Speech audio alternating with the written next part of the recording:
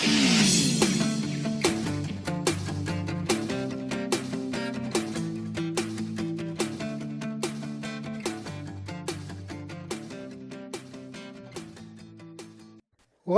is an incredible archive of stories.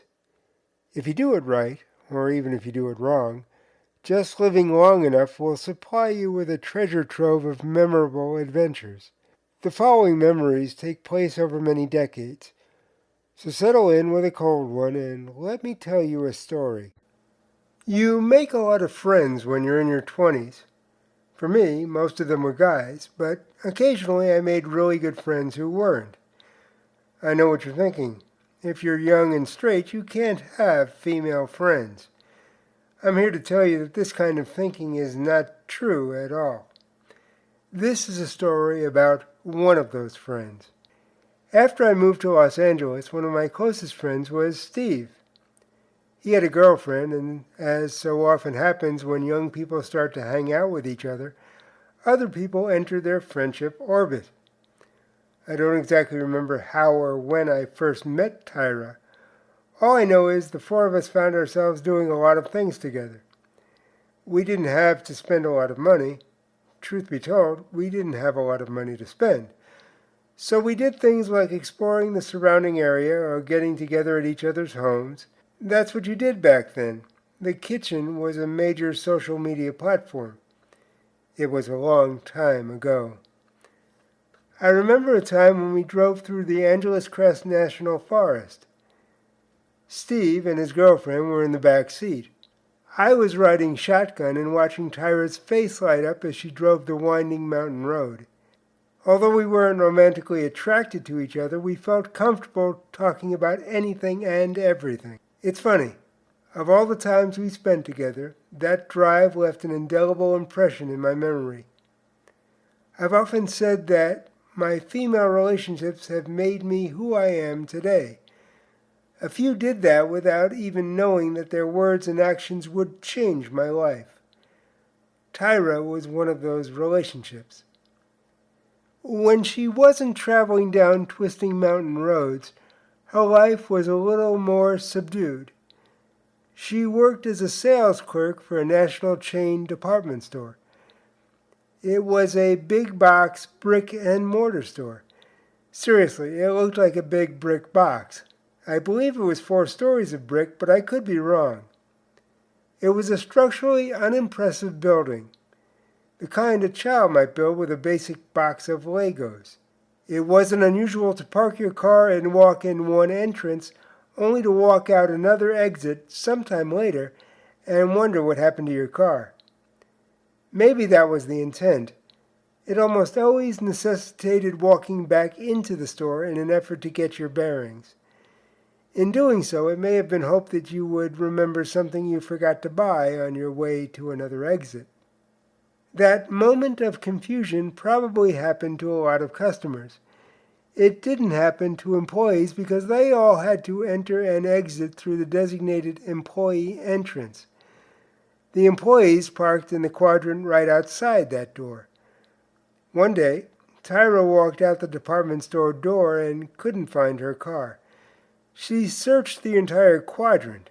The car wasn't where she had left it. She searched the other 3 quadrants and finally found it. She thought it was strange that somebody would take the car and leave it somewhere else in the parking lot. It was possible that another employee had borrowed her keys in order to play a joke on her. The car didn't appear to have been broken into and nothing was missing. No matter, that was a mystery for another day. It had been a long day and now it was time to go home. Tyra lived about a mile or so from work. She lived with her parents who knew when her workday was done. If she was going to work late or was meeting someone after work, she always let them know. She didn't want them to worry about her. So she was surprised when she arrived home only to find them worried. She had no idea that 2 hours had passed. Tyra told them she had become confused during the drive home. It was probably due to fatigue, she thought. She also mentioned having to locate her car in the parking lot. Maybe she just had a lot on her mind. She was partially correct. I don't know all the details. I do know that the surgeons did everything they could to relieve the pressure on her brain. The tumor was beyond repair. A few days after she passed, I called her folks to give them my condolences. It was the call I had dreaded for weeks.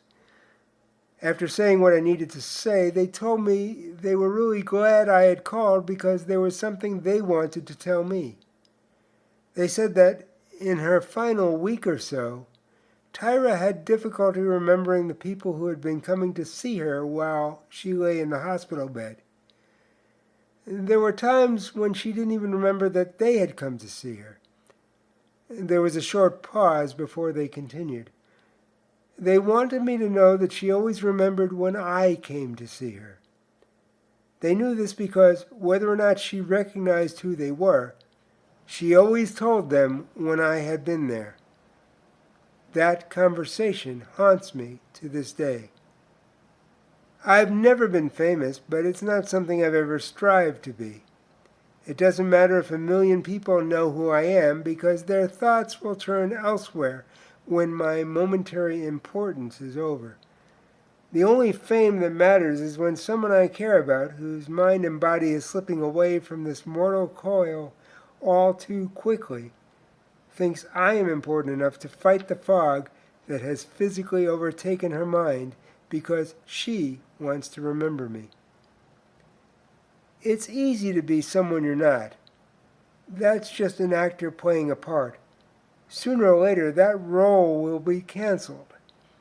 If you don't like who you are, put in the effort to become the person you would like to be, because that's the person people will want to remember. Until we meet again, be good to yourself and everyone around you.